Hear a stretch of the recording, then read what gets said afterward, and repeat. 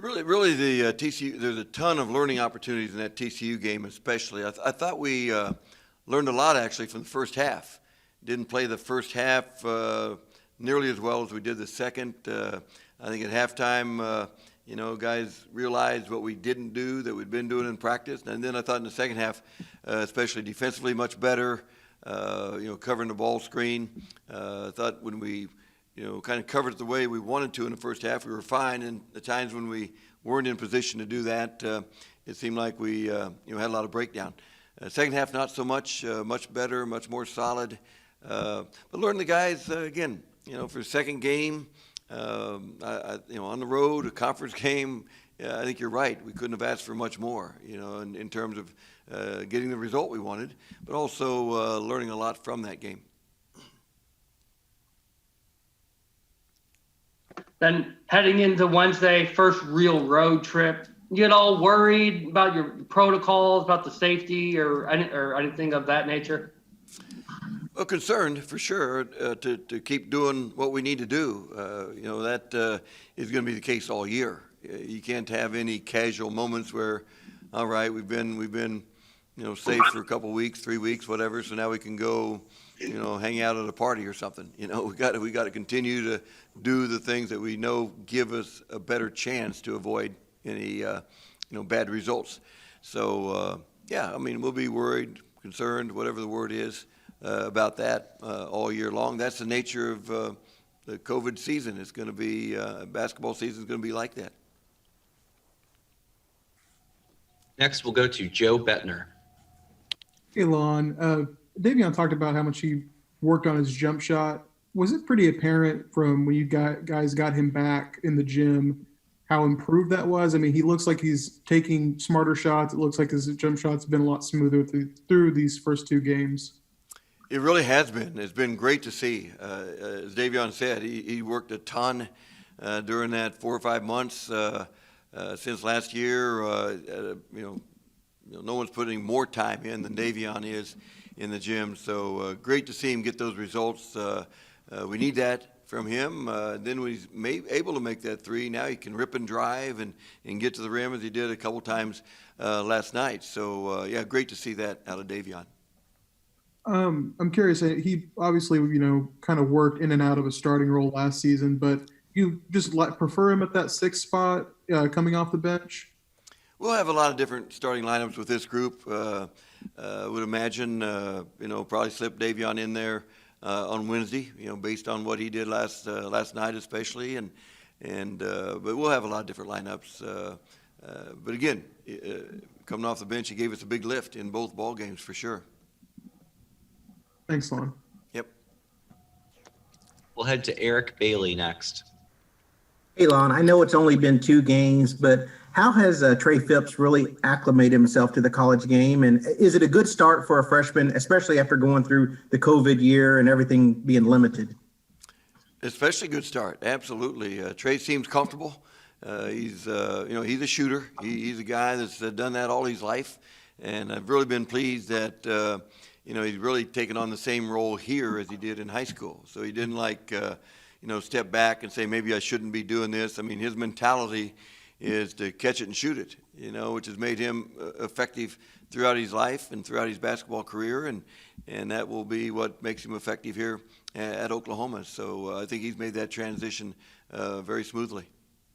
How deep have you gone into Xavier's scouting, and what impressed you about this Xavier basketball team? Yeah, they're a good team. They're a deep team. They've got 3 guys back for their game last night that they hadn't had, in their previous 5. They've got good size. Their big guys are good pick and pop shooters. They've got wings that can post. They've got the whole package. They do a great job defensively. Now we've got good depth. So they're a good basketball team. They're 6-0 for a reason, and it'll be a big challenge. Thank you, Lon. You bet. We're going to go to Josh Callaway next.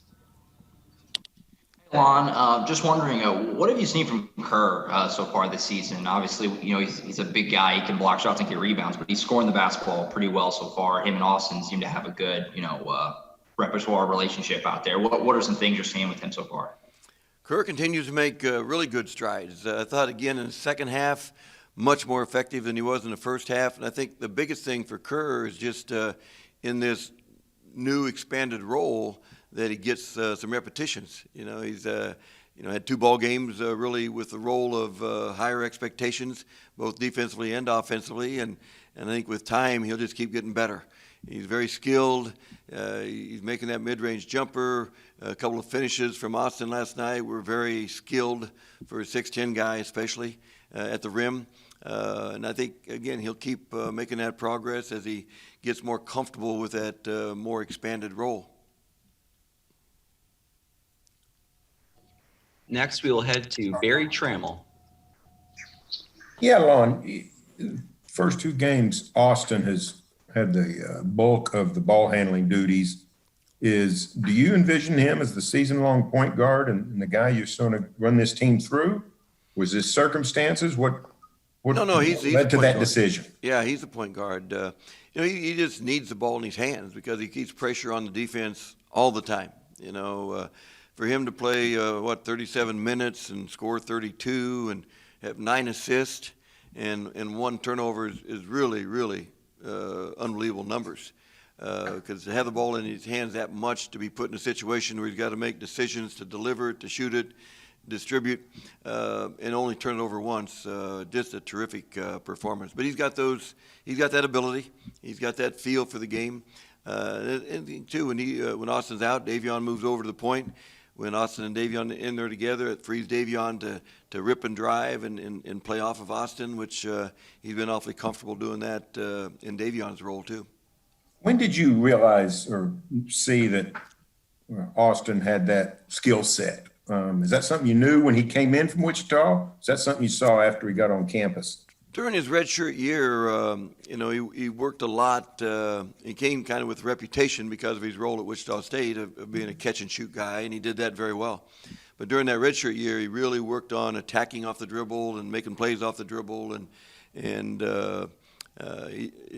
think at that time we saw that capability. And Austin's, I think, thought of himself and in his mind been a point guard all his life. In high school, I think even though he didn't always play the point position, I think he thought it like a point guard. He sees it like a point guard and has the skills to be a point guard.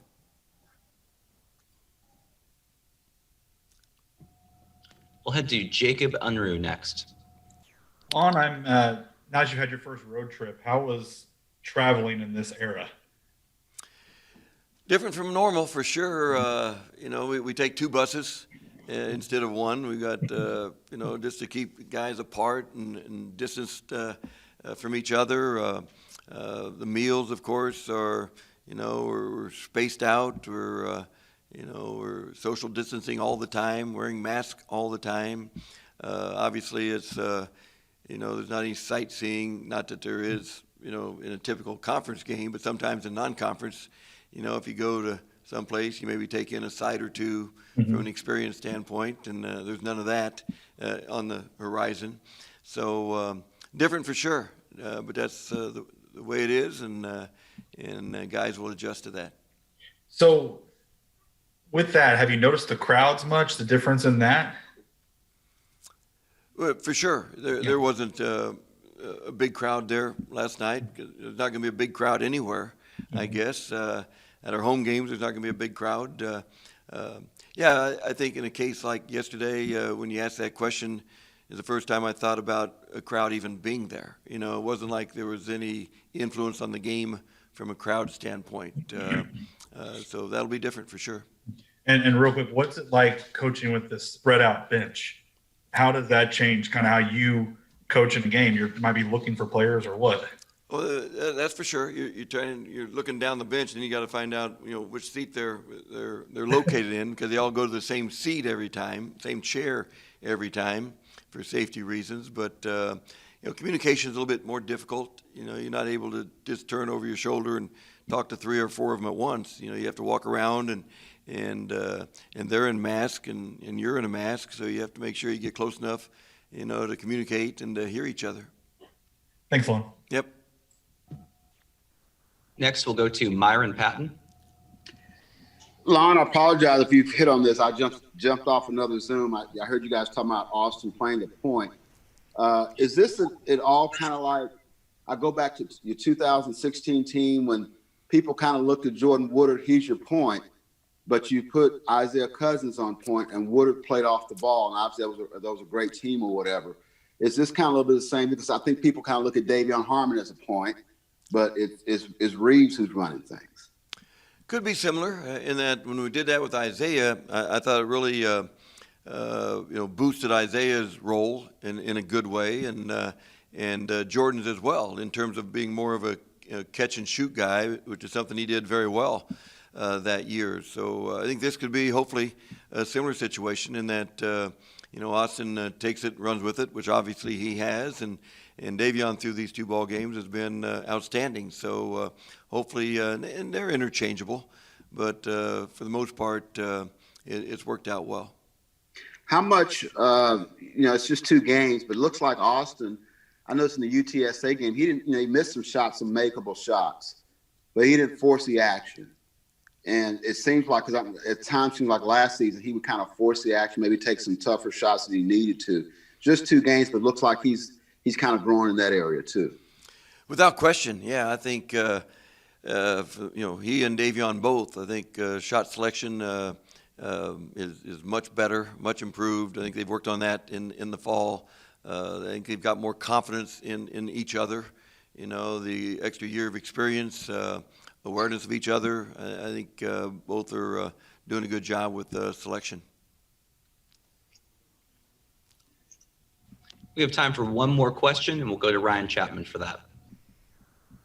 Hey, Lon, Brady had kind of a slower start yesterday than he did obviously against UTSA, but you really worked that inside game with him a lot. Is that something you look forward to doing a lot more this year? Maybe if he, kind of starts off slower? When people put, their smaller big guy or maybe even a perimeter guy on Brady and just not going to leave him, then it's tough for him to free up from the perimeter. But, Brady's ability to go inside and take advantage of that mismatch size-wise. Last night he scored a couple, 3 buckets from the post. He drew 3 or 4 fouls in the post.